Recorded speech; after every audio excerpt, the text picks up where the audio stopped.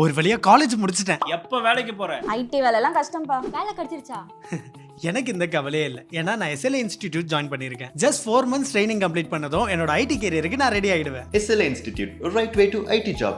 Contact 8870767784.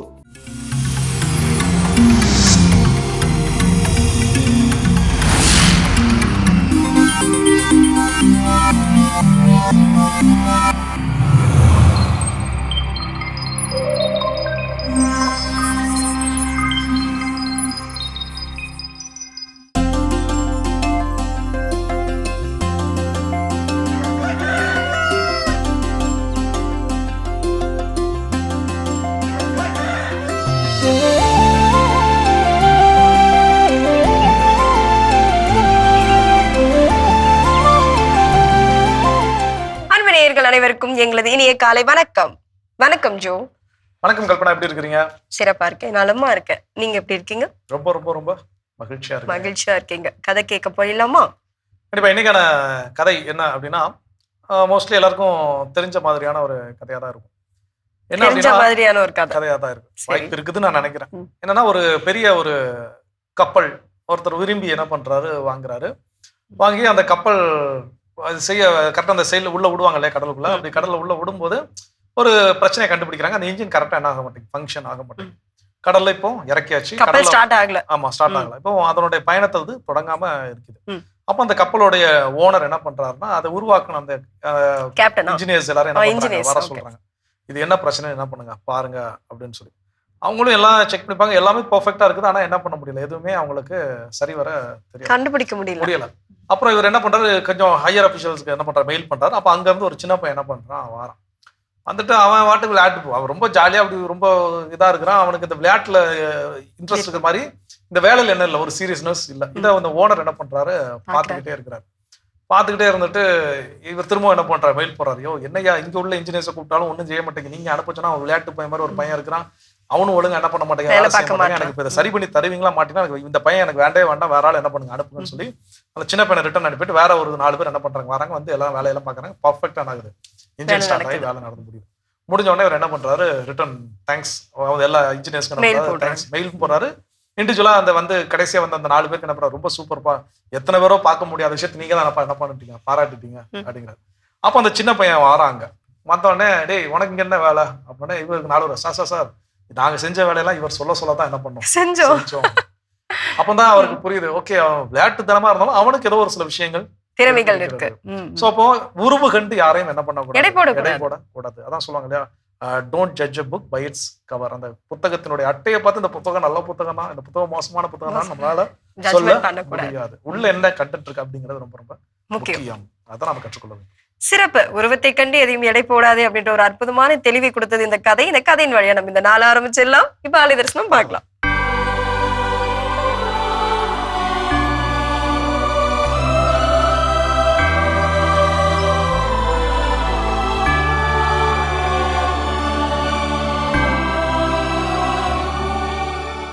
ஆண்டவரே, என் ஆண்டவரே, அகமனம் வாழ்பவரே,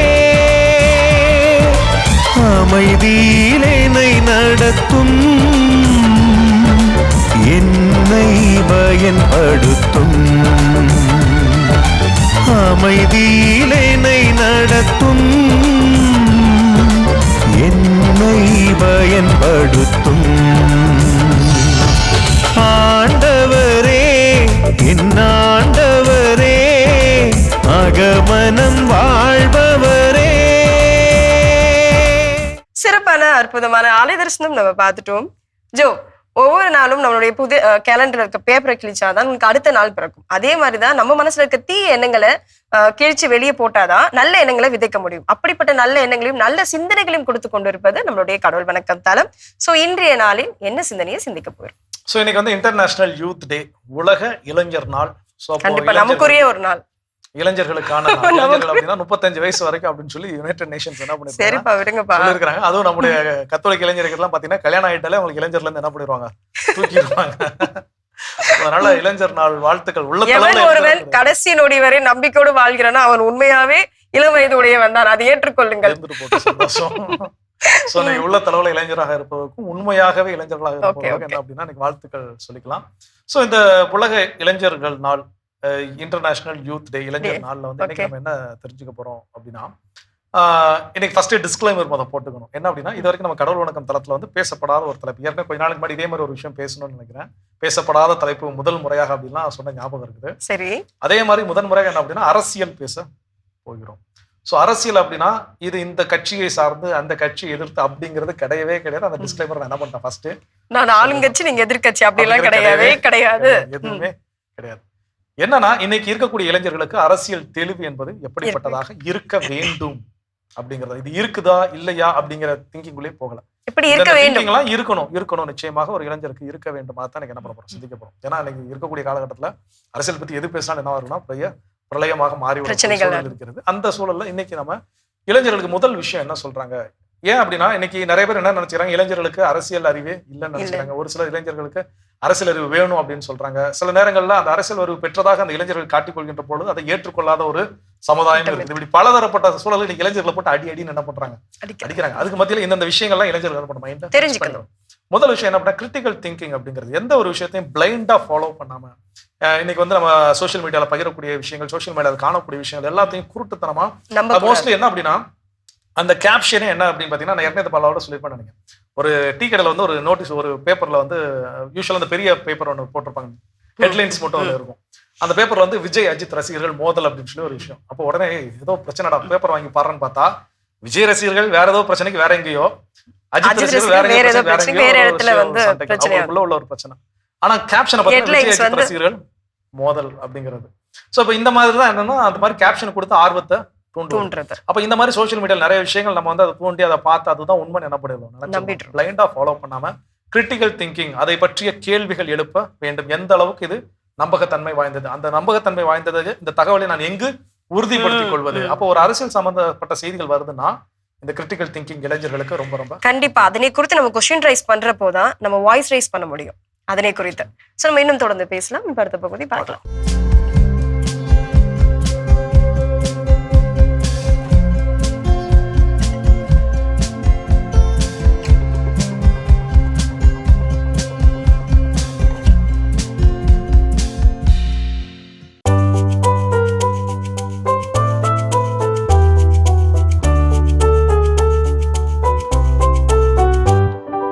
வானங்களையும் விட உயர்ந்தது இறைவனின் மாட்சி, இறைவனின் மாட்சி. வானங்களையும் விட உயர்ந்தது இறைவனின் மாட்சி, இறைவனின் மாட்சி. ஆண்டவரின் ஊழியர்களே அவரை புகழுங்கள், அவரது பெயரை போற்றுங்கள். ஆண்டவரது பெயர் வாழ்த்தப் பெறுவதாக, இப்பொழுதும் எப்பொழுதும் வாழ்த்தப் பெறுவதாக. கீழ்த்திசை முதல் மேற்றிசை வரை ஆண்டவரது பெயர் போற்றப்படுவதாக. வானங்களையும் விட உயர்ந்தது இறைவனின் மாட்சி, இறைவனின் மாட்சி. வானங்களையும் விட உயர்ந்தது இறைவனின் மாட்சி, இறைவனின் மாட்சி. கிறிஸ்து இயேசுவுக்குள் பிரியமான மாதா தொலைக்காட்சி நேயர்கள் அனைவருக்கும் இனிமையான வணக்கத்தை தெரிவித்துக் கொள்கின்றேன்.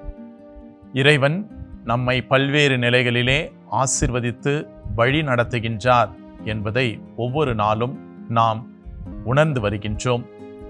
இறை வார்த்தை நமக்கு ஒரு அனுபவமாக இருக்கின்றது என்பதையும் நாம் புரிந்து கொண்டிருக்கிறோம்.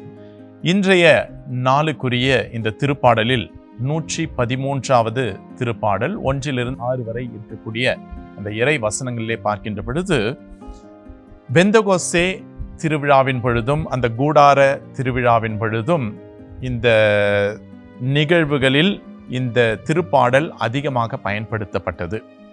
அதே போல பாபிலோன் ஆட்சியிலே இருந்த அந்த இஸ்ராயல் மக்கள் விடுதலை பெற்று அவர்கள் கடந்து வருகின்ற நேரத்திலே ஆண்டவருக்கு ஒரு புகழ்பாவை எடுக்கின்றார்கள். அதன் வழியாக அந்த வழிபாட்டு நிகழ்வுகளில் இந்த திருப்பாடல் ஒரு முக்கியமான அங்கம் வகிக்கக்கூடியதாக இருக்கிறது. இறைவனின் மகிமையும் எப்படி அந்த தாழ்நிலையில் இருக்கக்கூடியவர்களை இறைவன் கண்ணோக்குகின்றார் என்பதை குறித்தும் இந்த திருப்பாடல் ஆசிரியர் நமக்கு சுட்டிக்காட்டுகின்றார்.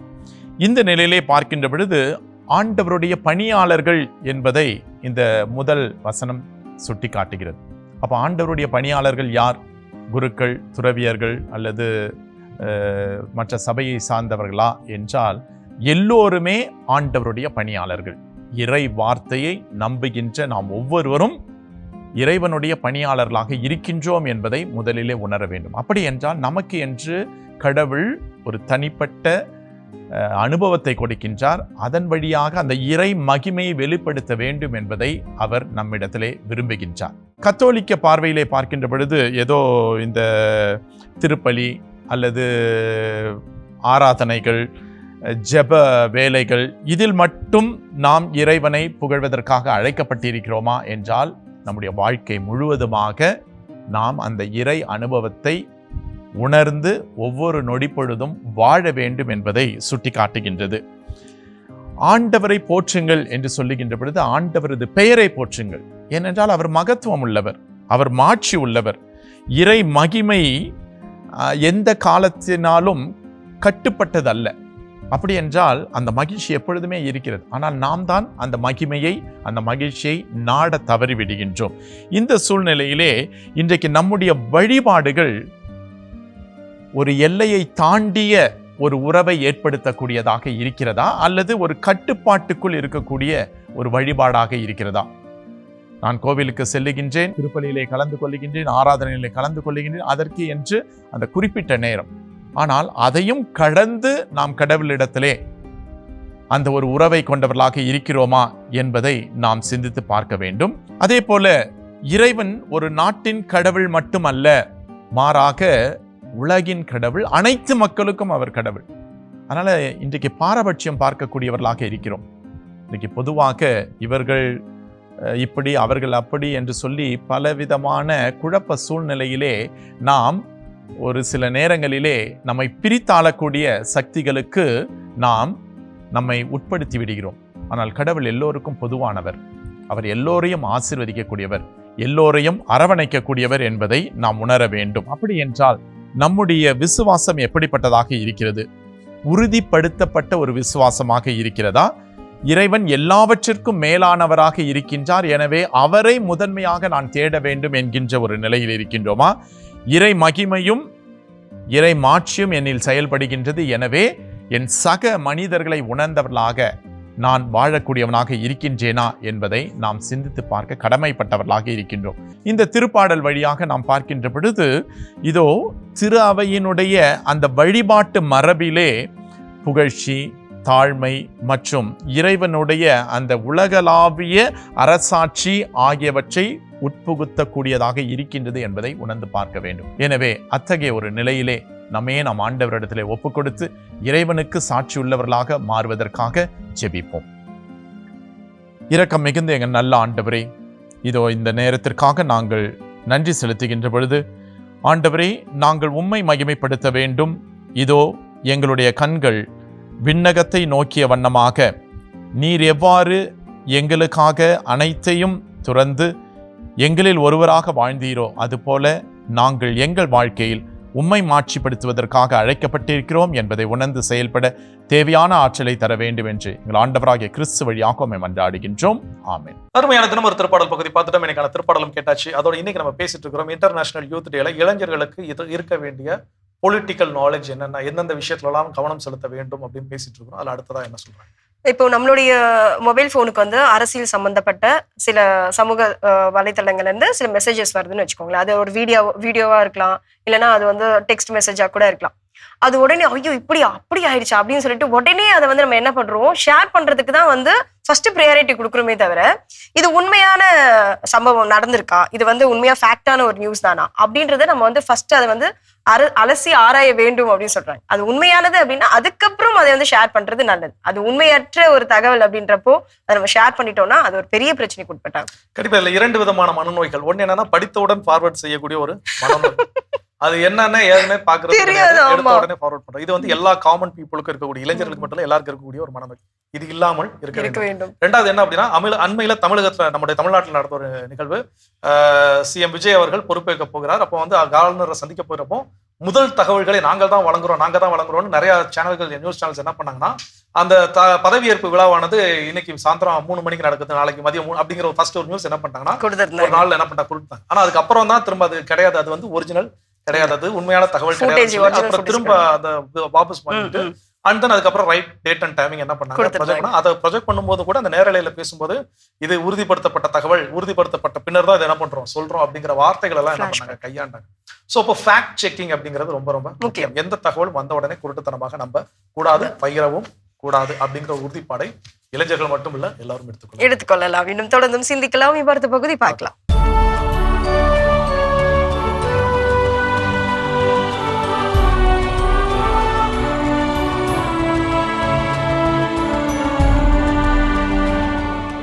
ஆகஸ்ட் 12 புனித ஜேன் பிரான்சிஸ் தே சாந்தால். பிரான்ஸ் நாட்டில் பார்கண்டி பகுதியில் வாழ்ந்த இறைபக்தி நிறைந்த குடும்பத்தில் கிபி 1572ஆம் ஆண்டு ஜனவரி மாதம் 28ஆம் நாள் பிறந்தார் ஜேன் பிரான்சிஸ் தே சாந்தால். 18 மாத குழந்தையாக இருக்கும் பொழுது தன் தாயாரை இழந்த சாந்தால் தன் தந்தையினால் இறைபக்தியோடு வளர்க்கப்பட்டார். தன் 21வது வயதில் அரச குடும்பத்தை சேர்ந்த ஒருவரை திருமணம் செய்து கொண்ட இவர் 6 குழந்தைகளுக்கு தாயானார். 7 ஆண்டுகளுக்கு பின் தன் கணவரை இழந்து பல்வேறு துன்பங்களுக்கு ஆட்பட்ட சாந்தால் துறவற வாழ்வினை தேர்ந்து கொண்டு வீட்டை விட்டு வெளியேறினார். வீட்டை விட்டு வெளியேறுகின்ற போது சிறுவனான இவரது மகன், என் மீது அன்பு இல்லை என்றால் என்னை தாண்டிச் செல் என்று கண்ணீர் விட, உன்மீது எனக்கு அன்பு உண்டு, இருப்பினும் அதைவிட இறையன்பு பெரிது என்று கூறினார். புனித பிரான்சிஸ் சலேசியாரை சந்தித்த ஜேன் பிரான்சிஸ் தே சாந்தால் அவர் நிறுவிய சபையில் சேர்ந்து ஆண்டவரின் பணிகளை அர்ப்பணிப்போடு செய்தார். பெண்களுக்கான தனி துறவற சபையினை தொடங்கி ஏழை மக்கள் வாழ்வின் முன்னேற்றத்திற்காக இறைப்பணிகளை செய்த அருட்சகோதரி ஜேன் பிரான்சிஸ் தே சாந்தால் கிபி 1641ஆம் ஆண்டு ஆகஸ்ட் 12ஆம் நாள் விண்ணகமடைந்தார். உடல் நோயுற்றோருக்கு உதவிகள் செய்து ஆண்டவரை அறிவித்த அருட்சகோதரி ஜேன் பிரான்சிஸ் தே சாந்தாலினை திருத்தந்தை 13ஆம் கிளெமெண்ட் கிபி 1767ஆம் ஆண்டு புனிதராக உயர்த்தினார். புனித ஜேன் பிரான்சிஸ் தே சாந்தால் திருவிழாவினை கொண்டாடுகிற நாம் பெற்றோரினை இழந்து தவிக்கிற பிள்ளைகளுக்காக ஆண்டவர் இயேசுவிடம் உருக்கமோடு ஜெபிப்போம். சிறப்பான இன்றைய புனிதர் பகுதி நம்ம பார்த்துட்டோம். ஜோ, இன்றைய நாள் இன்றைய இளைஞர்கள் அரசியலை பற்றி அவங்களுக்கான ஒரு பேசிக் நாலேஜ் கண்டிப்பா நம்ம எல்லோருக்குமே இருக்கணும் அப்படின்னு சொல்லி தான் நம்ம இதை வந்து தெரிஞ்சுக்க முற்பட்டு இன்றைய நாள் இப்படி ஆரம்பிச்சிருக்கோம். அடுத்ததான் நம்ம என்ன தெரிஞ்சுக்க போறோம் அரசியல். அடுத்ததா அரசியல் அறிவு கொண்டிருக்கிறதுக்கு இளைஞர்கள் தெரிந்து கொள்ள வேண்டியவை என்ன அப்படின்னு பாத்தீங்கன்னா, understanding the government and democracy அப்படிங்கிற ஒரு விஷயம். இன்னைக்கு நம்முடைய அரசை பற்றி, நம்முடைய அரசு அப்படின்னா நான் ஆளும் கட்சி எதிர்க்கு அப்படிங்கிறத சொல்லல, நம்முடைய நாட்டினுடைய சட்ட திட்டங்கள் என்ன அதை என்ன பண்ணிருக்கணும் ஃபர்ஸ்ட் நல்லா தெரிந்து கொள்ள வேண்டும். இப்போ ஒரு ப்ரொடெஸ்ட் பண்ண போறோம், நம்ம ஒரு போராட்டம் நடத்த போறோம், அந்த போராட்டம் நடத்துவதற்கான முறைகள் என்ன, அப்போ முதல்ல வந்து காவல்துறை கிட்ட அதுக்கான ப்ராப்பர் அனுமதி, எதற்காக அது நடத்தப்படுகிறது, எங்க தொடங்கி எங்க முடியும், இது வந்து பேரணியான போராட்டமா இல்ல உண்ணாவிரத போராட்டமா, இப்படிப்பட்ட எல்லா விஷயங்களுக்குமே we have some சட்டம் நமக்கு அந்த ஃபார்மாலிட்டிஸ் இருக்கு. ஃபார்மாலிட்டிஸ் இருக்கு. அப்போ அந்த ஃபார்மாலிட்டிஸ் என்னன்னே நான் தெரியாமல் நான் போய் அதை பத்தி என்ன பண்ண முடியாது, பேச முடியாது. அதை எடுத்து நான் முன்னிருந்து அந்த போராட்டத்தை நாம் எடுத்து செய்ய முடியாது. சோ அப்போ இது போல ஒவ்வொரு விஷயத்துக்கும் சட்டதிட்டங்கள் என்பது வரையறுக்கப்பட்டிருக்கிறது. சோ ரொம்ப ஸ்ட்ரக்சர்டா எல்லா விஷயத்தையும் எப்படி ஃபாலோ பண்ணுவோம். சில விஷயங்கள் எடுத்தோம் கவுத்தோம் அப்படின்னு என்ன பண்ண முடியும், செய்ய முடியாது. நம்ம நிறைய நேரங்கள் உட்காந்து டீ கடையில எல்லாம் உட்காந்து என்ன பண்ணுவோம், பல நேரங்கள் அந்த அரசியல் பேசுறப்போ இது அப்படி செஞ்சா என்ன, இது இப்படி பண்ணா இது அவர் அங்க போனா என்ன, இது இங்க வந்தா என்ன, ஈஸியா எல்லாம் சொல்லிடலாம், ஒரு பிரச்சனையும் கிடையாது. ஆனா ஒவ்வொன்றுக்கும் சில வரைமுறைகள் உண்டு. அதை எடுத்து செய்வதற்குரிய சட்ட திட்டங்கள் அப்படிங்கிறது இருக்கின்றது. அப்போ அதை நான் புரிஞ்சுக்கிட்டேன் அப்படின்னா எது நடக்கும், எது நடக்காது, எது உடனே நடக்க முடியும், எது உடனே நடத்த முடியாது அப்படிங்கறது எனக்கு என்ன பண்ண முடியும். அதன் பிறகு நான் என்னுடைய கருத்துக்களை சொல்வதோ இல்ல அதை பற்றி விழிப்புணர்வு மற்றவங்களுக்கு ஏற்படுத்துவதோ நல்லதா இருக்கும். எதுவுமே தெரியாம யூஸ்வலா பெரிய ஃபாதர் அடிக்கடி சொல்றாரு, மாடு நுனிப்புள் மேய்ச்ச மாதிரி என்ன பண்ணக்கூடாது, கத்துட்டு வந்து பேசக்கூடாது அப்படின்னு சொல்லி. அது போல நாம இருக்க கூடாது. கண்டிப்பா ஜோ, இந்த பொதுவான அரசியல் அறிவு அது எல்லோருக்கும் இருக்கணும்ன்றது நம்ம இன்னும் தொடர்ந்து பேசலாம். இப்ப அடுத்த பகுதி பார்க்கலாம்.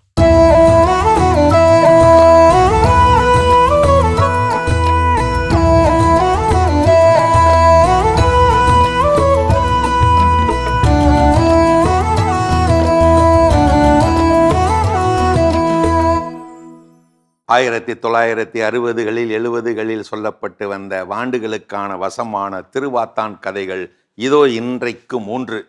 திருவாத்தானும் கடிகாரமும். திருவாத்தான் ஒரு வெகுளி, அசடு, அசமந்தான். ஆனா அவனோட செயல்களோ வெவ்வகாரமானது, ஒரு புத்திசாலித்தனம். ஒரு நாள் திருவாத்தன் புதுசா கடிகாரம் ஒண்ணு வாங்கினான். அதை கட்டிக்கிட்டு வரும்போது ஊர்க்காரன் ஒருத்தன் கேட்டேன், என்ன திருவாத்தா கடிகாரம் புதுசா? திருவாத்தான், கைக்கு கடிகாரம் சோக்காயிருக்கே, நேரம் என்னப்பா திருவாத்தான்? நேரமா அப்படின்னா அப்படின்னு இருக்கான், முழிச்சிருக்கான். திருவாத்தான் புலம்பி தவிச்சிருக்கான், ஐயோயோ கடிகாரத்தை தான் நான் வாங்கியிருக்கேன், நேரத்தை கேட்டு வாங்கலையே, மறந்து தொலைச்சிட்டனே அப்படின்னு கடைக்காரன்ட்ட ஓடினானா. எப்படி கதை? அதனால கையில கருவி இருந்தா மட்டும் போதாது, அதை கருத்தா பயன்படுத்தவும் தெரிஞ்சிருக்கணும். திருவாத்தானும் விதையும். ஒரு நாள் வயல்ல விதை போட்டான் திருவாத்தான். ஒரு வாரத்துல முளைக்கிற விதை அது. ஆனா அடுத்த நாளே நீ முளைக்கணும் அப்படின்ட்டு அந்த விதைக்கிட்ட ஆணை போட்டுட்டு வந்துட்டான். அவனால அந்த ராத்திரி முழுக்க தூங்கவே முடியல, மனப்பதட்டமாவே இருந்தான். அடுத்த நாள் காலையில விடிஞ்சு விடியாதமா வயலுக்கு ஓடி போய் பார்த்தான், விதை இன்னும் முளை விடலை. கட்டுப்பாய் திரும்பிட்டான். மறுநாள் அந்த ராத்திரி முழுக்க தூங்காம மனப்பதட்டமாவே கிடந்தான். அந்த மறுநாளும் காலையில விடிஞ்சு விடியாம ஓடி போய் பார்த்தான், அப்பவும் வரல, முளை விடலை. செம கடுப்பாய் திரும்பிட்டான். அதுக்கு அடுத்த நாளும் போய் பார்த்தான், அப்பவும் வரல, முளை விடலை. செம கடுப்பாய் போயே விதைய தோண்டி எடுத்துட்டு நீ வளரவே மாட்ட அப்படின்னு தூர வீசிட்டான். இதனால் சகலரும் அறிய வேண்டியது என்னவென்றால், விதைக்கும் பொறுமைக்கும் சண்டை வந்துச்சுன்னா அறுவடை வராது. இதுதான் சகலரும் அறிவது. திருவாத்தானும் நெத்தி பேட்டரியும். ஒரு நாள் நம்ம திருவாத்தான் பக்கத்து ஊர் சனிக்கிழமை சந்தைக்கு போய் நெத்தி பேட்டரி லைட்டு வாங்கிட்டு வந்துட்டான். அதை போறவங்க வர்றவங்க கிட்ட எல்லாம் நிப்பாட்டி அடிச்சு காட்டி அலப்பறை பண்ணிக்கிட்டு வந்தான். பாருங்க எம்பூட்டு வெளிச்சம். செய்தி கேட்டு வீட்டுக்கு வந்தவங்க எல்லாருக்கிட்டையும் காட்டி பீத்துக்கிட்டே இருந்தான். பாருங்க எவ்வளவு பெரிய வெளிச்சம், பாருங்க. நடுராத்திரி ஆகி போச்சு, கரண்ட் கட் ஆகி போச்சு, கரண்ட் நின்று போச்சு. அந்த நேரம் பார்த்து பக்கத்து வீட்டில் சலசலப்பு, ஏதோ நாக பாம்பு நுழைஞ்சிருச்சான். உடனே கூட்டம் கூடி போய் ஒரே பரபரப்பு, சலசலப்பு. உடனே திருவாத்தாங்கிட்ட ஓடி வந்து நெத்தி பேட்டையை எடுத்துட்டு வாங்கன்னு கத்துனாங்க. இதுதான் சாக்குன்னு இவனும் நெத்தி பேட்டையை எடுத்துட்டு ஓடனான். பாம்பு இருக்கிற சைடா பார்த்து அடிக்க சொன்னாங்க. கையில தடியை வச்சுக்கிட்டு திருவாத்தான் அந்த பக்கமா அடிச்சாம்பாரு. பள்ளீர்னு அடிச்ச லைட்டு அடுத்த நொடியில பொசுக்குன்னு அவிஞ்சு போச்சு. ஏன்னா பேட்டரி காலி. பகல் முழுக்க அடிச்சு அலப்பறை பண்ணிக்கிட்டு தெரிஞ்சானா எப்படி பேட்டரி தாங்கும்? அதான் பொசுக்குன்னு அவிஞ்சு போச்சு. செய்தியை கேட்ட அந்த நாகபாம்புக்கு ஒரே கொண்டாட்டம், அது பாட்டுக்கு ஓடியே போயிடுச்சு. இதனால் சகலரும் அறிவது என்னவென்றால், ஒரு பொருளை தேவையில்லாத நேரத்திலே, தேவையில்லாத விதத்திலே ஒரு பம்மாத்துக்காக பயன்படுத்தினால் தேவைப்படுகிற நேரத்திலே அது தேவைக்கு ஆவாம போய்விடும். நல்லா கவனிச்சு பாருங்க. இந்த மாதிரி திருவாத்தான் தனங்கள் நமக்குள்ளேயும் கொஞ்சம் இருக்கத்தான் செய்கிறது. ஒரு பம்மாத்துக்காரன் கிட்ட இப்படித்தான், அறிவும் பம்மாத்து வேலையை காட்டும். அறிவு இல்லாதவன் ஒரு முறை ஏமாறுவான், ஆனால் அவசரக்காரன் தினமும் ஏமாறுவான். முட்டாள்தனங்கிறது வாழ்க்கையில வர்ற பிரச்சனையில இல்லைங்க, அது எனக்கு எல்லாம் தெரியுங்கிற நினைப்புல இருந்து வர்றதுங்க. அருமையான கதைகள் 1000 பகுதி பார்த்துட்டோம். அதோட இன்னைக்கு நம்ம கடவுள் வணக்கம் நிகழ்ச்சியில ரொம்ப சென்சிட்டிவான, அதே நேரத்துல ரொம்ப தேவையான ஒரு விஷயத்தை நம்ம பேசிட்டு இருக்கிறோம். இன்டர்நேஷனல் யூத் டேல, இளைஞர் தினத்தில் இளைஞர்கள் அரசியல் அறிவை எப்படி பெற்றுக்கொள்ள வேண்டும், அதற்கு இளைஞர்கள் தெரிந்து வைத்திருக்க வேண்டிய விஷயங்கள் என்னென்ன, அதைத்தான் இன்னைக்கு நம்ம என்ன பண்ணிட்டு இருக்கிறோம், பேசிட்டு இருக்கிறோம். அதுல அடுத்ததான் என்ன சொல்றோம்? அரசியல் அப்படின்றப்போ அது ஒரு சமூகம் தான் இல்லையா? சோ சமூகத்தால் இயக்கப்படக்கூடியது அரசியல். சோ இப்படிப்பட்ட அரசியலுக்குள் பல மனிதர்கள் உள்ள உருவாகும் பொழுது நாம் பேசக்கூடிய அந்த வாய்ப்புகள் கிடைக்கிறப்போ நம்ம யாரையும் பர்சனல் அட்டாக் பண்ணக்கூடாது. அரசியல் அப்படின்றது நம்மளுடைய சமூகத்தை பற்றி பேசக்கூடிய ஒரு தளமாகுமே தவிர பர்சனலா பேசி அவங்களை காயப்படுத்த கூடாது என்பதில் நமக்கு தெளிவு இருக்க வேண்டும். இன்னொரு பக்கம் வெறுப்பு உணர்வை தூண்டக்கூடிய அந்த வார்த்தையிலும் நம்ம பயன்படுத்தக்கூடாது. அப்படிப்பட்ட ஒரு விதையையும் நம்ம அந்த அரசியலில் விதைக்க கூடாது. நீங்க எந்த சோசியல் மீடியா நீங்க ஓபன் பண்ணாலும் அரசியல் சம்பந்தப்பட்ட செய்திகளை நீங்கள் படிக்கின்ற பொழுது இதுதான் அங்க என்னன்னா மேலோங்கி இருக்கிறது. வெறுப்பு அரசியல். அது இன ரீதியிலான வெறுப்பாக இருக்கலாம், மத ரீதியிலான வெறுப்பு அரசியலாக இருக்கலாம். இதெல்லாம் என்ன பண்றோம் அப்படின்னா இன்னைக்கு காமன் பீப்புள் என்ன பண்றாங்க, அது ஒரிஜினல் ஐடியா ஃபேக் ஐடியாலாம் தெரியாது, அதுல இருந்து என்ன பண்றாங்க, ஸ்ப்ரெட் பண்ணிக்கிட்டு இருக்கிறாங்க. சோ இன்னைக்கு இன்னொரு விஷயம் என்னன்னா அந்த பர்சனல் அட்டாக், ஒருத்தருடைய தனிப்பட்ட வாழ்க்கையை வைத்து ஒருத்தர் என்ன பண்றது, பேசுறது, வைக்கிறது. இது இவங்க செய்யறாங்க இவங்க செய்யலாம் அப்படின்னு கிடையாது, எல்லாருமே காமனா செய்யக்கூடிய ப்ராப்ளம். அப்போ இதை இன்னைக்கு இருக்கக்கூடிய இளைஞர்கள் புரிந்து கொண்டு நான் அரசியல் அறிவை பெற்றுக்கொள்ள வேண்டும், அரசியல் அனுபவத்தை பெற வேண்டும், ஒரு நல்ல அரசியலை நான் என்ன பண்ணணும், களம் காண வேண்டும் நான் விரும்பினேன்னா அப்ப இந்த வெறுப்பு அரசியலையோ பிறரை குறை கூடக்கூடிய இன்சல்ட் பண்ணக்கூடிய அரசியலோ நான் என்ன பண்ணக்கூடாது, பேச கையாளக்கூடாது. கண்டிப்பா நம்ம இன்னும் தொடர்ந்து பேசுவோம் இதை பத்தி. ஆனா அதுக்கு முன்னாடி சின்ன பிரேக் போயிட்டு வந்துடலாம்.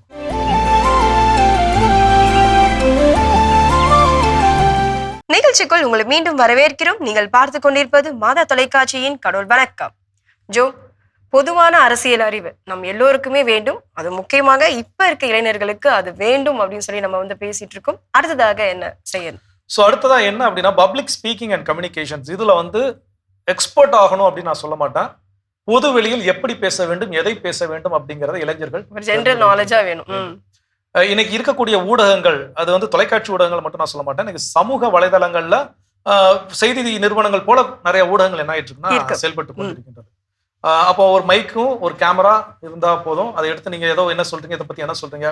ஸோ பெரும்பாலும் எந்த விஷயத்தை மக்கள் விரும்பவும் செய்கிறார்கள், மக்களுக்கு கொடுக்கவும் செய்கிறார்கள் அப்படின்னு பாத்தீங்கன்னா, ஒருத்தன் அறிவுபூர்வமா ஒரு விஷயத்த பேசுறானா அதை காட்டுவதற்கு ஊடகங்களோ அதை கேட்பதற்கு இன்னைக்கு மனிதர்களோ என்னவா இல்லை, தயாராக இல்லை. ஆனா எவன் ஒருத்தன் மடத்தனமா பேசுறானோ அதை மடத்தனமா விரும்பி பார்ப்பதற்கும் சரி, அவங்கள வீடியோ எடுக்கிறதுக்கும் சரி இன்னைக்கு ஒரு பெரிய கூட்டமே இருக்கு. யார் ஒரு ட்ரோல் கண்டென்ட் ஆவா, அந்த ட்ரோல் கண்டென்ட்க்கு யார் மெட்டீரியல் தருவாங்க, அவங்கள தேடி வீடியோ எடுக்கிறது. அந்த வீடியோவை இவர் என்ன சொல்லிட்டார் தெரியுமா, இதை இவர் என்ன சொல்லிட்டார் தெரியுமா அப்படிங்கிற இதை படிக்கக்கூடிய மக்களும் உடனே ஒட்டு மொத்தமா ஒரு முத்திரை குத்துது. அவங்க யாருக்குமே அறிவே கிடையாது. சோ அப்போ இதுதான் இன்னைக்கு நடந்துட்டு இருக்கக்கூடிய ஒரு விஷயம். அப்போ இன்னைக்கு இருக்கக்கூடிய இளைஞர்கள் ஒரு அரசியல் களம் காண வேண்டும் அப்படிங்கிற ஒரு ஆர்வம் இருக்கு அப்படின்னா நிச்சயமா அந்த பப்ளிக் ஸ்பீக்கிங் அண்ட் கம்யூனிகேஷன்ஸ் ரொம்ப முக்கியம். எங்க எதை பேச வேண்டும், எப்படி பேச வேண்டும், தெளிவாக பேசுவது எப்படி, அந்த புள்ளி விவரங்களோடு நான் பேசுவது எப்படி, நான் அந்த விஷயத்தை அறிந்து கொண்டு பேசுவது, இதெல்லாம் ரொம்ப இதெல்லாம் சேர்ந்ததான் என்னது பப்ளிக் ஸ்பீக்கிங் அண்ட் கம்யூனிகேஷன்ஸ். இது எதுவுமே இல்லாம எப்ப சாப்பே நான் ஏதோ ஒரு விஷயத்த ட்ரால் மெட்டீரியல் கண்டென்ட்டா நான் கொடுக்குறேன் அப்படின்னா அதை பார்த்து சிரிப்பதற்கும் அதை ஒரு 10 பேர் கமெண்ட் பண்றதுக்கும் தான் இன்னைக்கு என்ன பண்ணிட்டு இருக்கோம், அரசியலை இழிவாக தவறாக பயன்படுத்தி கொண்டிருக்கின்றோம். அதை திருத்திக் கொள்ள கவனம் வேண்டும். எதை பேச வேண்டும், எப்படி பேச வேண்டும், என்ன பேச வேண்டும் என்பதில் நம்ம இன்னும் தொடர்ந்து பேசுவோம். இப்ப அடுத்த பகுதி பார்க்கலாம்.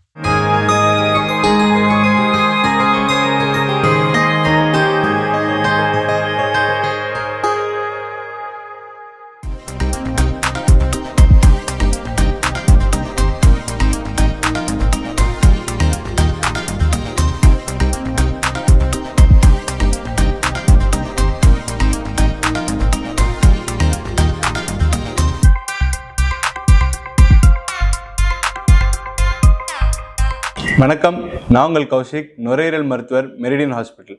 இந்த வீடியோவில் நம்ம டியூபர்குலோசிஸ் அதாவது டிவி பற்றி இருக்கிற காமன் மித்ஸ், ஏன் மக்கள் பயப்படுறாங்க அதை பற்றி இந்த வீடியோவில் வாங்க தெளிவாக பார்க்கலாம்.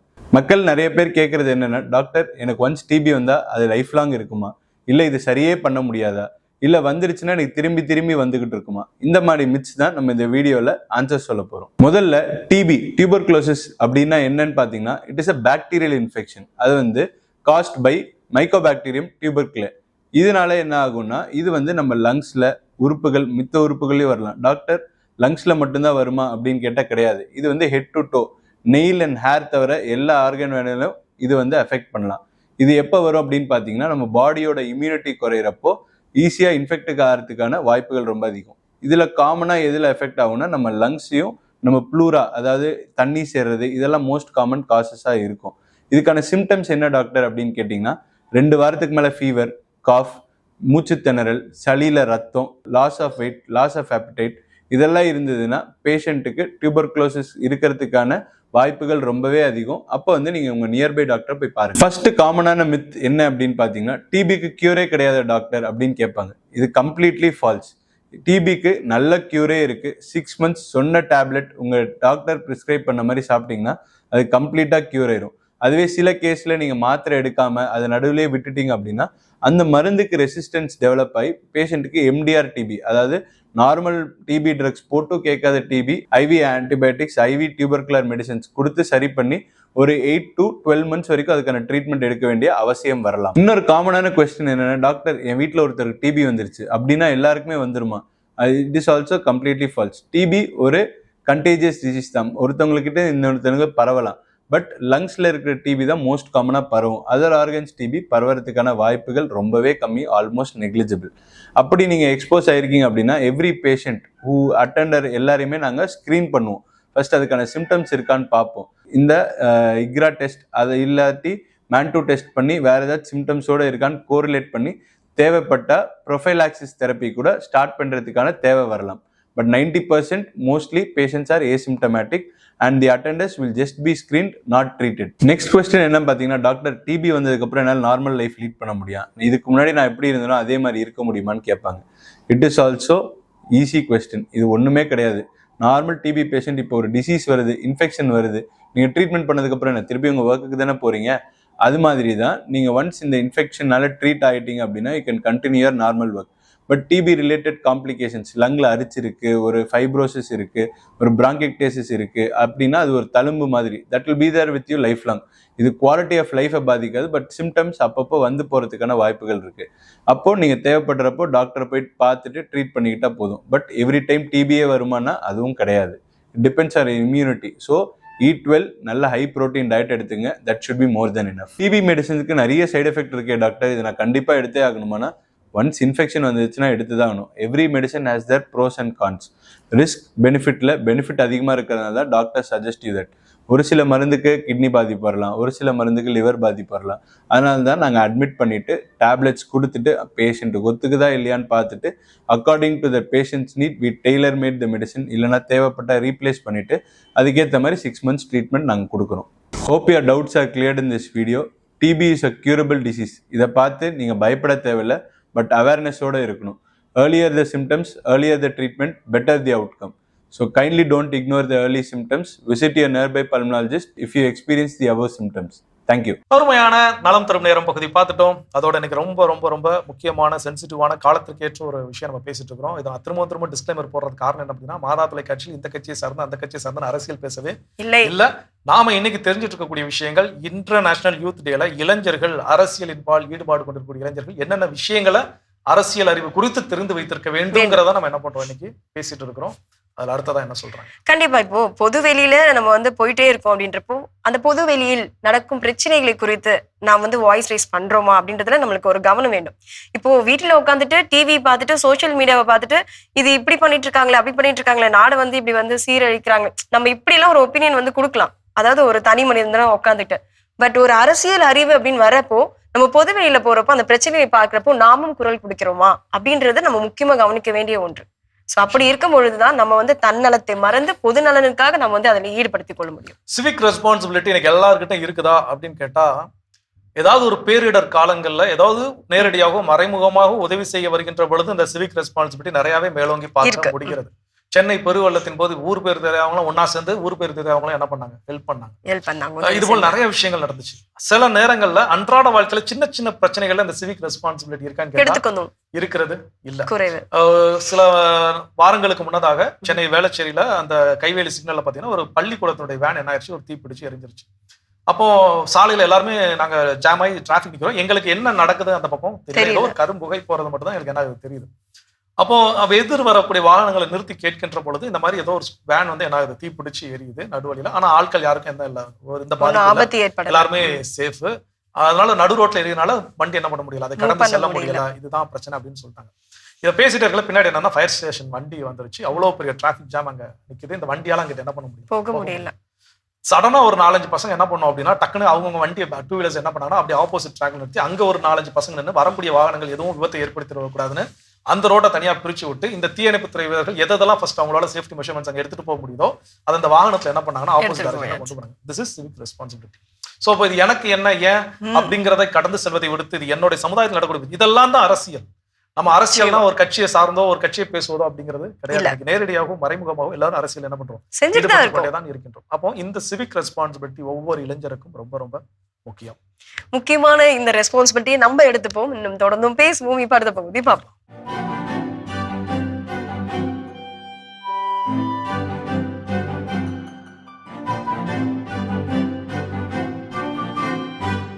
அன்பிற்கினிய மாதா தொலைக்காட்சி சுவஞ்சர்களே, தமிழ் மணக்கும் அன்பு நெஞ்சங்களே, வணக்கம். திரிகடுகத்தில் இணைந்திருக்கும் உங்கள் ஒவ்வொருவருக்கும் நன்றியின் வாழ்த்துகள். இன்று நாம் திரிகடுகம் 61 நுழைகின்றோம். அமைச்சரின் துணிவுகள் என்கிற ஒரு தலைப்பு. ஐயறிவும் தம்மை அடைய ஒழுகுதல், எய்துவது எய்தாமை முற்காத்தல், வைகலும் மாறேற்கும் மன்னர் நிலை அறிதல், இம்மூவர் சீரேற்ற பேரமைச்சர் கோள். திரிகடுகம் 61. சிறப்பு மிகு அமைச்சரின் துணிவுகள். ஐம்புலன் அடக்கம்.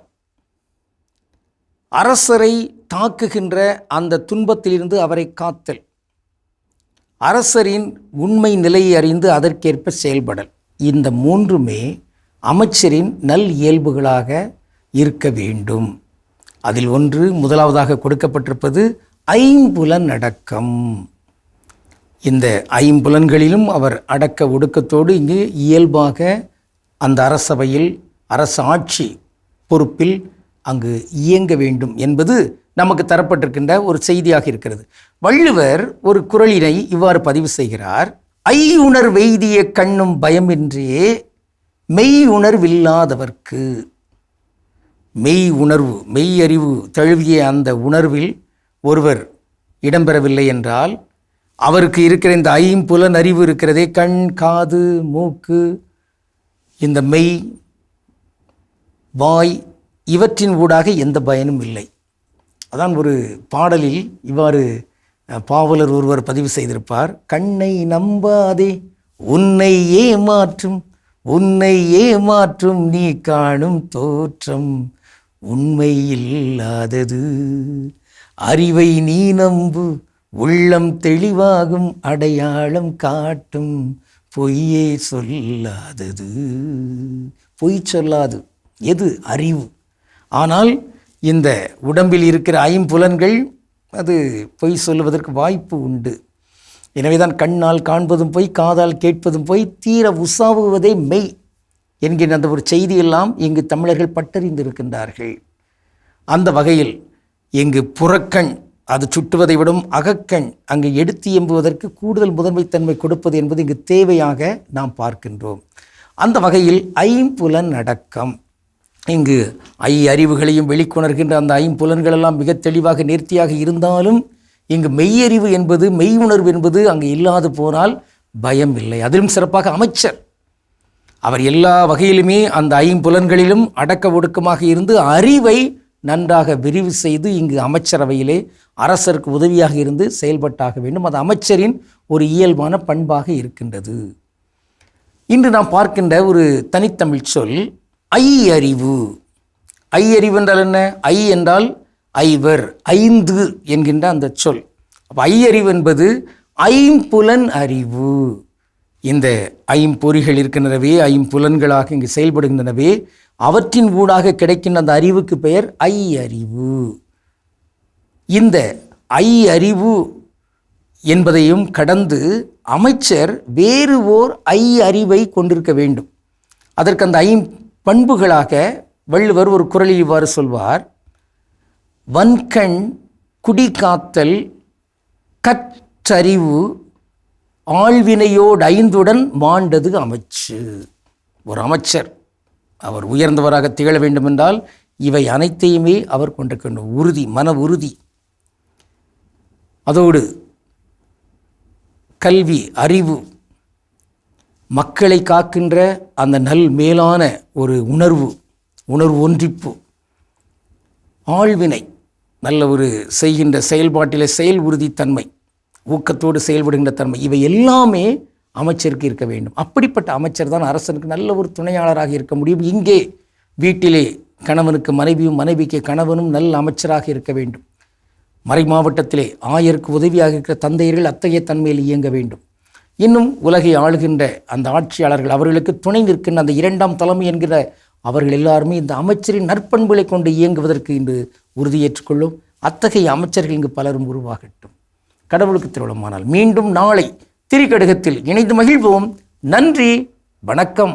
சிறப்பான பகுதி, அற்புதமான பகுதி திரிகடுகம் நம்ம பார்த்துட்டோம். இன்றைய நாள் அரசியல் அறிவு நம் எல்லோருக்கும் வேண்டும், முக்கியமாக இளைஞர்களுக்கு வேண்டும் அப்படின்னு சொல்லிட்டு பொதுவாக நம்ம எடுத்து பேசிட்டு இருக்கோம். அடுத்ததாக அடுத்ததா இந்த பொலிட்டிக்கல் நாலேஜ் அப்படின்னு நம்ம தெரிஞ்சுக்க வேண்டிய விஷயம் என்ன அப்படின்னா பாலிசி அவேர்னஸ். பாலிசி அவேர்னஸ்னா எல்லாத்துலயுமே இப்போ ஒரு எஜுகேஷன் சிஸ்டம் அப்படின்றது அந்த எஜுகேஷன் சிஸ்டத்தோட பாலிசி என்னவா இருக்குது. இப்போ ஒரு புதிதாக ஒரு திட்டம் கொண்டு வருகிறார்கள் அப்படின்னா அந்த பாலிசி சொல்லக்கூடிய விஷயங்கள் என்னென்ன, எதையுமே நம்ம என்ன பண்றோம் அப்படின்னா சில நேரங்கள்ல குருட்டாம்போக்குல எதுக்கணுமா, குருட்டாம்போக்குல எதுக்கு, குருட்டாம்போக்குல ஆதரவு தெரிவிக்கணுமா, குருட்டாம்போக்குல ஆதரவு தெரிவிக்கணும். என்ன புரிதல் என்ன ஏதுன்னு யாருக்கும் புரியுதா? அதை பத்தி நம்ம கேட்டுக்கிறதே இல்லை. என் ஃப்ரெண்டு போனா நானும் போனேன். சோ ஒரு போராட்டம் நடக்கிறது அப்படின்னா அந்த போராட்டத்துல போய் கலந்துக்கணும் அப்படிங்கிறது முக்கியம் தான், நான் இல்லைன்னு சொல்ல மாட்டேன். அந்த போராட்டம் எதற்காக நடக்கிறது அது ரொம்ப ரொம்ப முக்கியம். ஒரு முறை சாலையில வருகின்ற பொழுது இந்த கையெழுத்து பிரச்சாரம் அப்படின்னு சொல்லி எடுப்பாங்க. சோ அப்போ அந்த டைம் ஒரு இஷ்யூவா இருந்த ஒரு சீரியஸ் இஷ்யூவை சொல்லிக்கிட்டு அதற்கு எதிரான ஒரு மனநிலையில நான் என்ன பண்ணேன் இருந்தேன். திடீர்னு ஒருத்தர் நீட்டிட்டு இந்த பிரச்சனைக்காண்டி நாங்க என்ன பண்றோம், கையெழுத்து போராட்டம் பண்றோம், நீங்க கையெழுத்து போடுங்க அப்படின்னு. நான் கேட்ட ஒரே கேள்வி, நீங்க இது ஆதரவு தெரிவிச்சு கையெழுத்து வாங்குறீங்களா இல்ல எதிர்ப்பு தெரிவிச்சு கையெழுத்து வாங்குறீங்களா அப்படின்னு. சோ அப்ப நம்ம குருட்டா மக்கள் அந்த போராட்டம் காதுல கேட்டு உடனே என்ன பண்ணிடக்கூடாது, கையெழுத்து போடக்கூடாது. அப்ப எதற்காக வாங்குறாங்க, அப்ப நான் எந்த நிலைப்பாடுல இருக்கிறேன், என் நிலைப்பாட்டுக்கும் அந்த நிலைப்பாட்டுக்கும் ஒத்து வருதா, இதெல்லாம் தெரியணும். இதுதான் பாலிசி அவேர்னஸ் அப்படிங்கிறது. அப்போ என்னுடைய நண்பன் போனா நானும் போனேன், 10ஓட 1 11 அத்தோட 1 நானும் 1 அப்படின்னு இருக்கிறது விஷயம் கிடையாது. எல்லா விஷயத்திலையும் தெளிவாக ஆராய்ந்து என்னுடைய நிலைப்பாடு என்ன, என்னுடைய நிலைப்பாடு எதற்காக இந்த நிலைப்பாட்டுக்கு நான் வந்து அதற்கான காரணம் என்ன, இதெல்லாம் கேட்டா பதில் சொல்ல தெரிஞ்சிருக்கணும். இதெல்லாம் பதில் சொல்ல தெரியாம நான் இந்த நிலைப்பாடுல இருக்கேன்னு சொல்லி எந்த பயனும் இல்லை கிடையாது. அந்த ஒரு அவேர்னஸ் இளைஞர்கள் மத்தியில் இருக்க வேண்டும். கண்டிப்பா நம்ம இன்னும் தொடர்ந்து பேசுவோம். இப்ப அடுத்த பகுதி பார்க்கலாம்.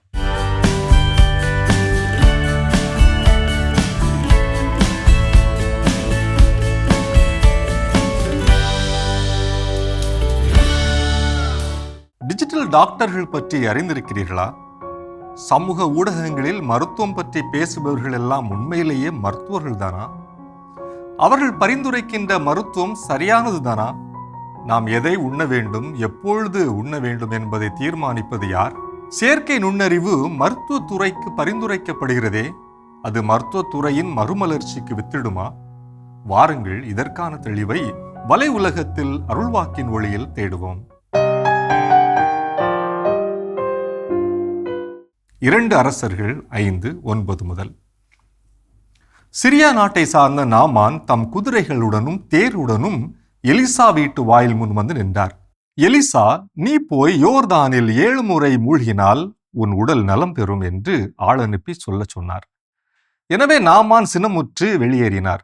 அப்பொழுது அவர் என்னிடம் வந்து என் அருகில் நின்று தம் கடவுளாகிய ஆண்டவரின் பெயரை கூவி அழைத்து தொழுநோய் கண்ட இடத்தின் மேல் தம் கையை அசைத்து குணப்படுத்தினார் என்று நான் எண்ணிக்கொண்டிருந்தேன். ஆபனா, பர்பார் என்ற தமஸ்கு நதிகள் இஸ்ரேலில் உள்ள ஆறுகள் அனைத்தையும் விட மேலானவை அல்லவா? அவற்றில் மூழ்கி நான் நலமடைய முடியாதா என்று கூறி ஆத்திரமாய் திரும்பி செல்லலானார்.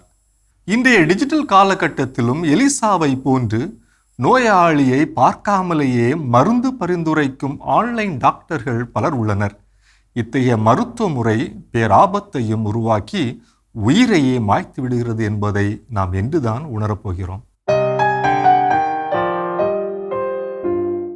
உலகம் முழுவதும் இன்று சுமார் 43 லட்சம் மருத்துவர்கள், செவிலியர்கள் மற்றும் பிற சுகாதார பணியாளர்கள் பற்றாக்குறை இருப்பதாக உலக சுகாதார நிறுவனம் மதிப்பிட்டுள்ளது. மருத்துவர்களுக்கான மற்றும் மருந்திற்கான தேவை 2030 இன்னும் அதிகரிக்க வாய்ப்புள்ளதாகவும் ஆய்வு ஒன்று குறிப்பிடுகிறது. மருத்துவர்கள் மற்றும் செவிலியர்களின் தேவை ஒருபுறம் இருக்க, உலகம் எவ்வளவுதான் உலகத்தில் வளர்ந்திருந்தாலும் நோய்களும் நோயாளர்களும் குறைந்தபாடில்லை. இன்று மருத்துவத்துறையில் இதுவரை இல்லாத வகையில் செயற்கை நுண்ணறிவு அதிகமாக பயன்படுத்தப்படுகின்றது. பெருமளவிலான மருத்துவ தரவுகளை செயற்கை நுண்ணறிவு ஆய்வு செய்யும் போது அது நோய் மற்றும் நோயாளர்கள் பற்றிய துல்லியமான தரவுகளை முன்கூட்டியே வழங்குகிறது. இதனால் நோய் தொடக்க நிலையிலேயே கண்டறியப்படுவதால் நோய்க்கான மருத்துவ செலவு மிகவும் குறைகிறது என்கின்றனர் AI நிபுணர்கள். மருத்துவ தகவல்கள் தொடர்பாக செயற்கை நுண்ணறிவு மற்றும் AI பாட்களை பயன்படுத்தும் சூழல் ஒருபுறம் இருக்க, மறுபுறம் சமூக ஊடகங்களில் செல்வாக்கு செலுத்துவோர், அதாவது சோஷியல் மீடியா இன்ஃப்ளூயன்சர்ஸ், மருத்துவ குறிப்புகளையும் உடல்நல பிரச்சினைகளையும் இடை குறைப்பு பற்றியும் பேசி வருவது பெரும் விவாதத்தை ஏற்படுத்தியுள்ளது.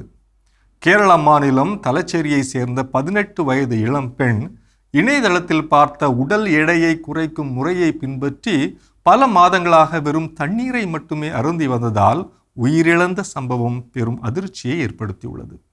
இச்சூழ்நிலையில் நாம் என்னதான் செய்வது? ஒரு மருத்துவர் அல்லது அங்கீகரிக்கப்பட்ட ஊட்டச்சத்து நிபுணரின் வழிகாட்டுதல் இல்லாமல் தீவிரமான உணவு முறைகளை பின்பற்றுவது உயிருக்கே ஆபத்தானது என்பதை நாம் உணர வேண்டும்.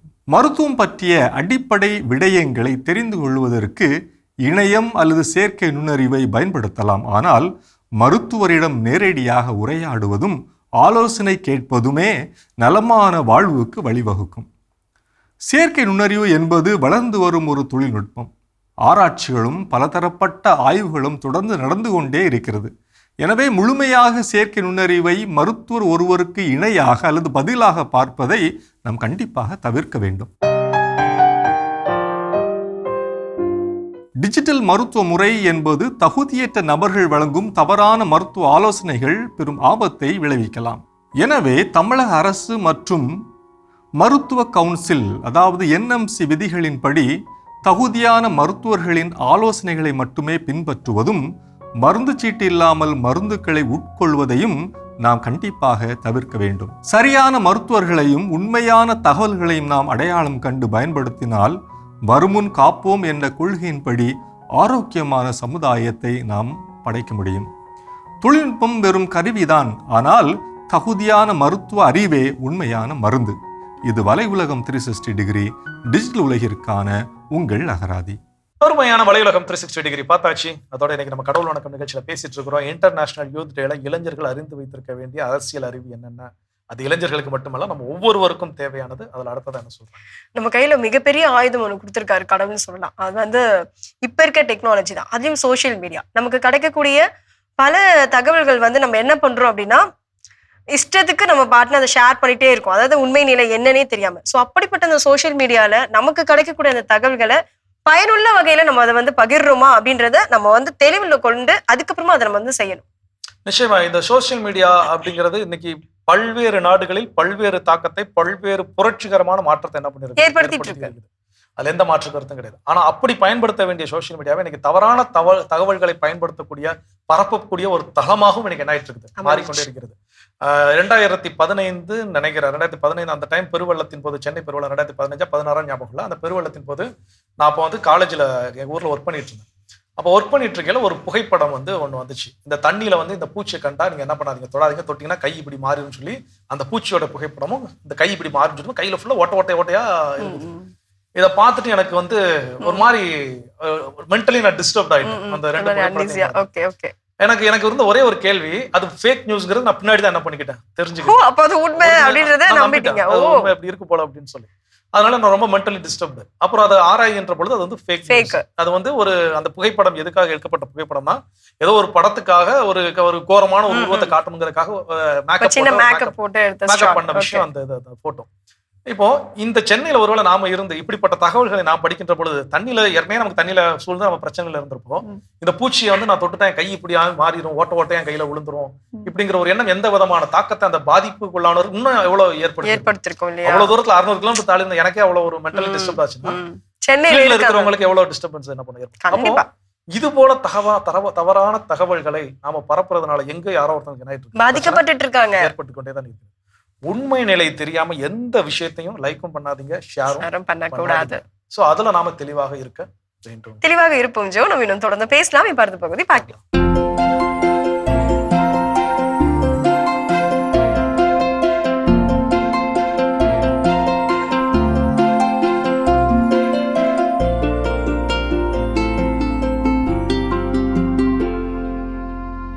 அனைவருக்கும் வணக்கம். நம்மளுடைய விவசாயிகள் வந்து நிறைய பேர் களக்காடு, ஏரல் இந்த பகுதியிலேருந்து நம்ம பேசியிருந்தோம். வாழை தோட்டத்தை பொறுத்தளவில் இந்த மாதங்களில் கொஞ்சம் மழை பெய்யுது, ஈரம் அதிகமாக இருக்குது அல்லது ஈரம் அதிகமாக போகுது. இந்த நேரத்தில் நம்ம கொடுக்க வேண்டிய திரவங்கள் என்ன? ரொம்ப முக்கியமாக நம்ம கொடுக்க வேண்டியது இந்த ட்ரைகோடர்மா விரிடி அப்படிங்கிற பொருள். திரவமாக இருந்தால் 1 லிட்டர், பவுடராக இருந்தால் 2 கிலோ, 200 லிட்டர் தண்ணியில் கலந்துக்கிடுங்க. 200 லிட்டரில் 1 லிட்டர் அல்லது 2 கிலோ உங்கள் அக்ரி ஆஃபீஸில் கிடைக்குதுல்ல, அதை வாங்கி போட்டுக்கலாம். அது கூட என்ன போடணும்? அவங்களே சிவப்பு நிறத்தில் ஒரு திரவம் வச்சுருப்பாங்க, பொட்டாஷ் பாக்டீரியான்னு, அது போட்டு ஊற்றிக்கலாம் 1 பாட்டில். பாஸ்வோ பாக்டீரியான்னு வச்சுருப்பாங்க, சிவப்பு கலர்லேயே 2 பாட்டில் இருக்கும், 2ஐயும் ஊற்றிக்கலாம். வெளியில் கடைகளில் வேமுன்னு ஒரு பொருள் இருக்கும், 2 கிலோ, அதை வாங்கி கலந்துக்கலாம். ஹியூமிக் அமிலம் அல்லது ஹியூமிக் பவுடர் 1 கிலோ கலந்துக்கலாம். 200 லிட்டருக்கான மட்டும் மரத்துக்கு 1 லிட்டர் ஊற்றி விட்டுறணும். குளிக்கிற மக்கு இருக்கு இல்லைங்களா, அதான் 1 லிட்டரு. வாளியில் எடுத்துகிட்டு போய் டக்குன்னு ஊற்றிட்டு போகிறோம். நீங்கள் ஊற்றி விட்டுட்டு கூட தண்ணி பாய்ச்சிக்கலாம், அல்லது தண்ணி பாய்ச்சிட்டு ஊற்றலாம். ஒரு சில நிலம் நிறைய களித்தன்மை இருந்தால் நடக்க முடியாது இல்லைங்களா, அதனால் நீங்கள் எடுத்துக்கொண்டே ஊற்றிட்டு கூட தண்ணி பாய்ச்சிக்கங்க. ஆனால் செய்யணும். மழைக்காலத்தில் செய்ய வேண்டிய முக்கியமான விஷயம், 15 நாளைக்கு ஒரு முறை செய்யலாம். இப்படி செய்கிறப்ப மரம் பார்த்திங்கன்னா நம்ம காஞ்சாரை நோயின்னு வருது இல்லைங்களா, அந்த காஞ்சாரை நோய் இல்லாமல், வண்டு தாக்கம் இல்லாமல், நமக்கு குலை வந்து முழுமையாக தள்ளுற மாதிரியும், அந்த குலைகள் பெருவெட்டு குலையாக வர்ற மாதிரி அல்லது எண்ணிக்கை ஒரு சீப்புக்கு எண்ணிக்கை அதிகம் வர்ற மாதிரி அமைப்பில் இருக்கணுங்கிறதுக்காக தான் நம்ம இதை சொல்கிறோம். இதை எப்போ செய்யணும்? கரெக்டாக அந்த பூ வெளியில் தள்ளுறதுக்கு முந்தின மாதம் அல்லது பூ தள்ளுறதுக்கு அப்புறம் ஒவ்வொரு 15 நாளைக்கு ஒரு முறையும். 2வது, குலை தள்ளி இருக்குது, ஒரு சில இதெல்லாம் குலை தள்ளி இருக்குன்னா 100 லிட்டர் தண்ணியில் 2 லிட்டர் பஞ்சகாவியா, 200 கிராம் சோலு பார் அப்படிங்கிற போரான் பவுடர், இதை கலந்து குலைகள் மேலே தெளிச்சு விட்றணுங்க. குலைகள் மேலே அடிச்சு விடணும். ஓகே சாமி, குலைகள் மேலே அடிச்சு விடணும். என்கிட்ட சோலு பார் இல்லைங்க, எருக்கலை செடி கிடைக்குதான்னு பாருங்கள். 200 லிட்டரு ட்ரம்மு, 200 லிட்டர் தண்ணியில் குச்சியை உடச்சி போட்டு 20 கிலோ அந்த எருக்கலை இலை பூ தண்டு காயின்னு அதை போட்டுறோம். ஊறுது. 5 நாள் கழித்து 200 லிட்டர் இருக்குமா, மேலக்க அந்த இலைதலையெல்லாம் எடுத்து செடிகளுக்கு கீழே போட்டுருங்க. 200 லிட்டர் இருக்குமா, இந்த 200 லிட்டர்லேருந்து 40 லிட்டர் எடுங்க. இந்த 40 லிட்டரை இன்னொரு 160 லிட்டர் தண்ணியோட கலங்க. அதில் 2 லிட்டரு பஞ்சகாவியாக கலங்க, குலைகள் மேலே தெளிங்க. நம்ம இது எதுக்கு சொல்கிறோம் அப்படின்னா, வாழைப்பழம் பெருவெட்டாக வர்றதுக்கும், தோல் வந்து வலுவலுன்னு வர்றதுக்கும், கருப்பு நிற புள்ளிகள் இல்லாமல் வர்றதுக்கும், டேஸ்ட் அதிகமாக இருக்கிறதுக்கும், எடை அதிகம் கிடைக்கும், அதுக்கு தான் சொல்கிறோம். ஏன்ட்டா பஞ்சகாவியா இல்லைங்க, மீனமிலம் வச்சுருந்தா பயன்படுத்துங்க. அல்லது எங்கே இதெல்லாம் கிடைக்கும், கம்மியான விலையில் எங்கே கிடைக்கும் கேளுங்க, நான் நம்பர் தரேன், செய்யுங்க. இது வந்து இந்த காலத்தில் வீட்டுக்கு பின்னாடி வாழை வச்சுருந்தாலோ, அல்லது சின்ன இடத்துல தோட்டத்தில் வச்சுருந்தாலோ, அல்லது பெரிய தோட்டங்களே நீங்கள் வச்சுருந்தீங்கனாலோ இந்த வழிமுறையை தான் நீங்கள் கடைபிடிக்கணும். 3வது முக்கியமான செய்தி, தண்ணீரை அளவாக கொடுக்கணுங்க. ஒரு மரத்துக்கு ஒரு தடவைக்கு 5 லிட்டர் தண்ணி கிடைச்சா போதும். தினசரி கொடுக்குறதா 5 லிட்டர் தண்ணி கொடுத்தது போக, ஆவியானது போக ஒரு 2 லிட்டர் அதுக்கு பயன்பட்டால் கூட போதுங்க. அளவுக்கு அதிகமான தண்ணி கொடுத்தீங்கன்னா மூச்சு விட முடியாமல் அந்த பயிருக்கு நோய் அதிகமாகிடும். முடிஞ்ச அளவுக்கு அதுக்கு வேணுங்கிற தண்ணீரை கொடுக்கணும். களி நிலமாக இருந்தால் அப்படி கொடுங்க, சப்போஸ் செம்மண் நிலம் மணல் நிலமாக இருந்தால் இன்னும் கொஞ்சம் சேர்த்து கொடுங்க, தப்பு இல்லை. ஆனால் சொதன்னு தண்ணி வச்சுருக்கக்கூடாது. அது விளைச்சலை பாதிக்கும், மண்ணையும் பாதிக்கும், அடுத்தடுத்த தாம்பு பயிர்கள் வர்றதை கெடுக்கும். சரிங்களா? தண்ணியில் கவனம் வச்சுக்கோங்க. மீண்டும் சந்திப்போம். சிறப்பான உழவும் உயர்வும் பகுதி நம்ம பார்த்துட்டோம். அரசியல் அறிவு நாம் என்ன பெற்றிருக்க வேண்டும் அடுத்ததாக? ஸோ அடுத்ததா என்ன அப்படின்னா, இந்த அரசியல் அறிவில் நம்ம பெற்றுக்கொள்ள வேண்டியது டீம் ஒர்க் அண்ட் லீடர்ஷிப், ரெண்டும் ரொம்ப ரொம்ப முக்கியம். நான் ஒருவரை தலைவனாக கொண்டு அந்த தலைவனை பின்பற்றுவதில் எந்த தவறும் கிடையாது. எல்லாருக்கும் ஒவ்வொருத்தவங்களும் ரோல் மாடல், ஒவ்வொருத்தவங்களும் பிடிக்கும், ஓகே, வெல் அண்ட் குட். ஆனா அந்த தலைவனை போல நான் நாளைக்கு ஒரு 100 பேர் 1000 பேர் வழி நடத்தக்கூடிய ஒரு தலைவனாக உருவாக வேண்டும்ங்கிற எண்ணம் ரொம்ப ரொம்ப முக்கியம். இன்னைக்கு பல பேர்கிட்ட அப்படிப்பட்ட எண்ணம் இருக்கிறது. யாரோ ஒருத்தர் லீட் பண்ணா போதும், நான் பின்னாடி என்ன பண்றேன், அந்த ஆட்டு மந்த மாதிரி தான், செம்மறி ஆட்டு மந்த போனீங்கன்னா ஏதாவது ஒரு பள்ளத்துல ஒரு ஆடு விழுந்து எந்திரிச்சு போச்சுன்னா இது எல்லா ஆடும் அதுல விழுந்து எந்திரிச்சு போனா அப்படி விலகி போகணுங்கிற அறிவு அதுக்கு கிடையாது. சோ அது போலதான் நாமளும் பல நேரங்கள்ல யாரோ ஒருவரை பின்பற்றுகிறோம், கடைசி வரைக்கும் அவரை பின்பற்ற என்ன பண்ணிட்டு இருக்கோம், தயாரா இருக்குமே தவிர நான் ஒரு தலைவனாக மாற வேண்டும். அதுதான் இங்க ரொம்ப ரொம்ப முக்கியமா. ஒரு தலைவனாக ஒரு தலைமைத்துவ பண்போடு, அதுல டீம் ஒர்க் ஏன் சொல்றாங்க அப்படின்னா, தனித்துவமாக ஒரு சர்வாதிகாரியாக நான் என்ன பண்ணக்கூடாது, உருவாக கூடாது. அப்போ அந்த டீம் ஒர்க் எல்லோரும் சேர்ந்து எல்லோரும் இணைந்து உருவாக்கக்கூடிய ஒரு விஷயம். அப்ப இதுல கண்டிப்பா முரண்கள் என்ன பண்ணும், எழுந்தாக வேண்டும். அந்த முரண்களை கருத்தியல் ரீதியாக பேசி அதை சரி செய்து கொள்ள வேண்டும். அப்ப இதுதான் என்ன அப்படின்னா ஒரு நல்ல ஒரு பாலிடிக்ஸ்க்கான ஒரு அழகு. ஆனா இன்னைக்கு இருக்கக்கூடிய சொல்ல நம்ம எப்படி இருக்கோம் சிந்தித்து பார்ப்போம். இந்த அறிவை நாம் பெற்றிருக்கோமா சிந்தித்து பார்க்கலாம். இன்னும் தொடர்ந்து பேசலாம். இப்ப அடுத்த பகுதி பார்க்கலாம்.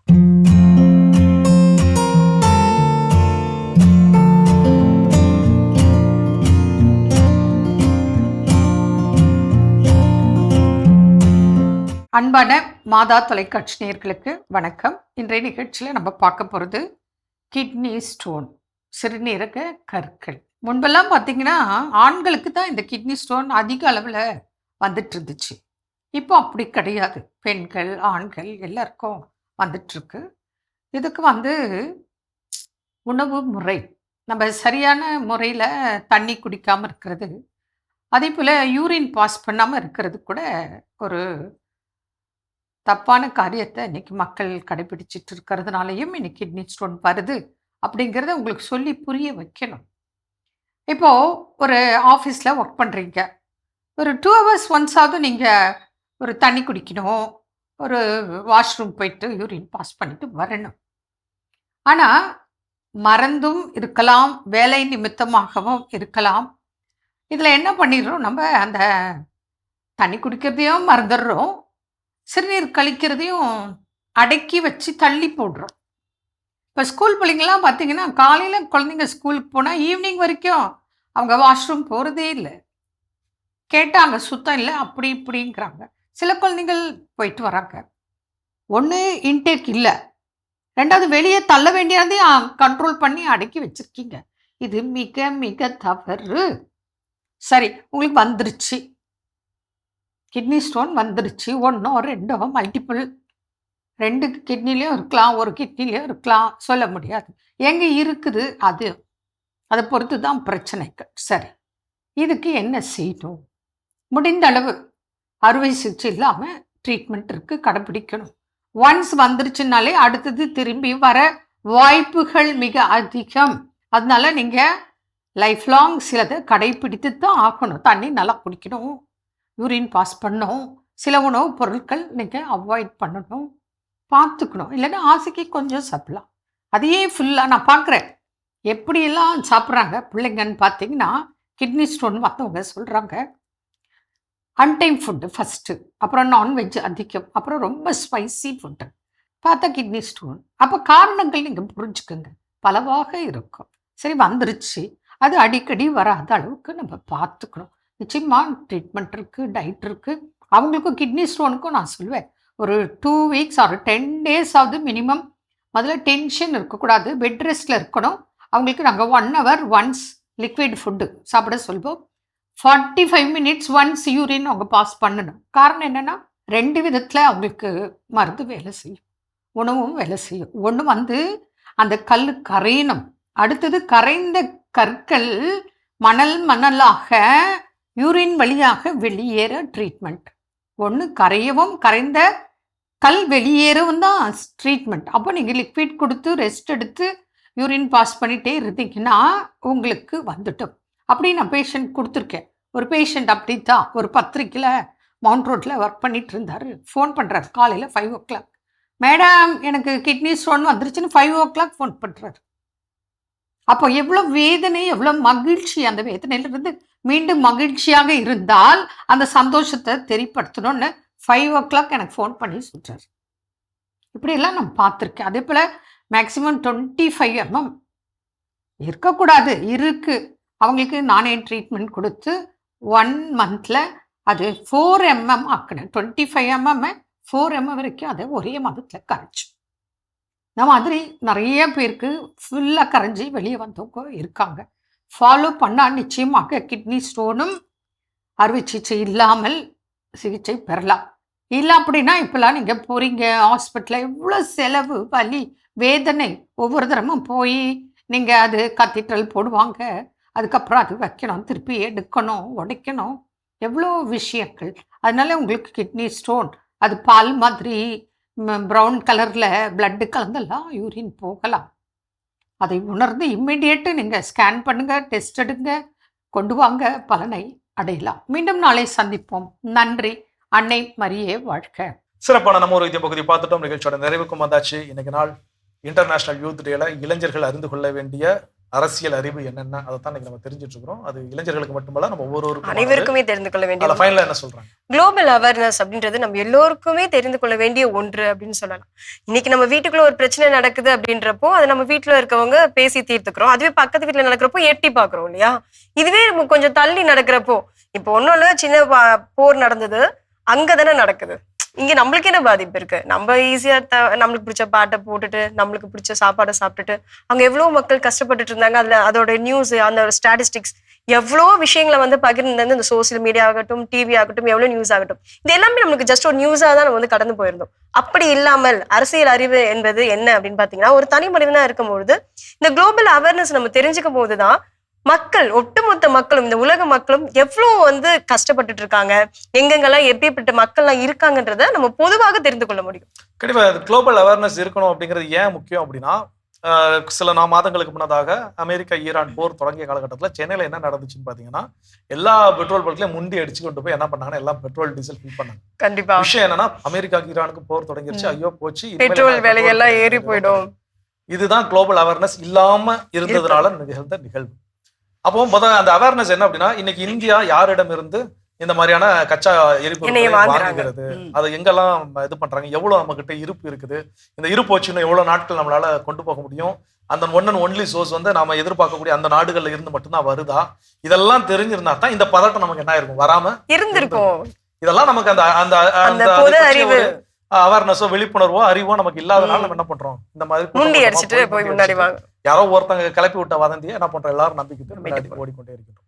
ஸோ அப்போ குளோபல் அவேர்னஸ், அந்த உலகை சுற்றி என்ன நடக்கிறது, அது என்னை நேரடியாகவும் மறைமுகமும் எப்படி பாதிக்கிறது, அது நேரடியாகவும் மறைமுகம் என்னுடைய நாட்டை எப்படி பாதிப்பிற்கு உள்ளாக்குகிறது, இதெல்லாம் நம்ம என்ன பண்ணணும், தெரிந்து கொள்ள வேண்டும். இன்னைக்கு வந்து எல்லாருக்கிட்டையும் ஸ்மார்ட் போன் எல்லாருக்கிட்ட இருக்குது, எல்லாம் உடனே ஸ்மார்ட் போன் மைக் எடுத்துட்டு எல்லாம் வந்து இன்னைக்கு டிஜிட்டல் மீடியா, சோஷியல் மீடியா எல்லாம் எனக்கு ஏதோ ஒரு சில விஷயங்கள் நம்ம தெரிந்து கொண்டு எல்லாம் தெரிந்தது போல என்ன பண்ணிக்கிறோம், காட்டிக்கிறோம். ஸோ ஒரு விஷயத்துல இறங்குறதுக்கு முன்னாடி அது என்ன ஏது, அதை பற்றி அதோட டெப்த் என்ன, அது சொல்லக்கூடிய செய்தி என்ன, இதற்கு பின்னாடி இருக்கக்கூடிய வரலாறு என்ன, அதுல இருக்கக்கூடிய பின்பற்ற வேண்டிய பாரம்பரியம் என்ன, இதெல்லாம் நம்ம என்ன பண்றோம், தெரிஞ்சுக்க வேண்டும். ஸோ இதெல்லாம் தெரிஞ்சுக்காம எடுத்தவங்க நம்ம 1000 விஷயங்கள் என்ன பண்ணலாம், பேச்சு வழக்குல பேசிக்கொண்டே போகலாம்.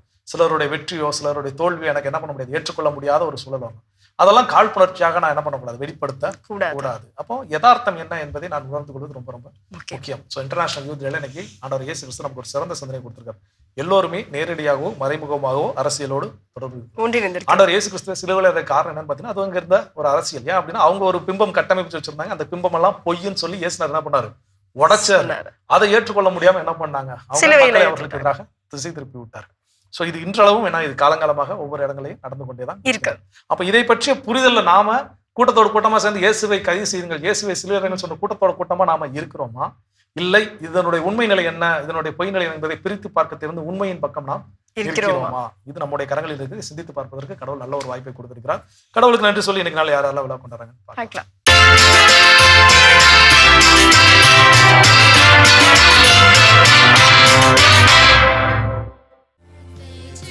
மாதா தொலைக்காட்சியில் பணிபுரியும் நிர்மல் போஸ்கோ இன்று தனது பிறந்த நாளினை கொண்டாடுகிறார். இவரை வாழ்த்துபவர்கள் குடும்பத்தினர், உறவினர்கள், நண்பர்கள் மற்றும் மாதா தொலைக்காட்சி குடும்பத்தினர்.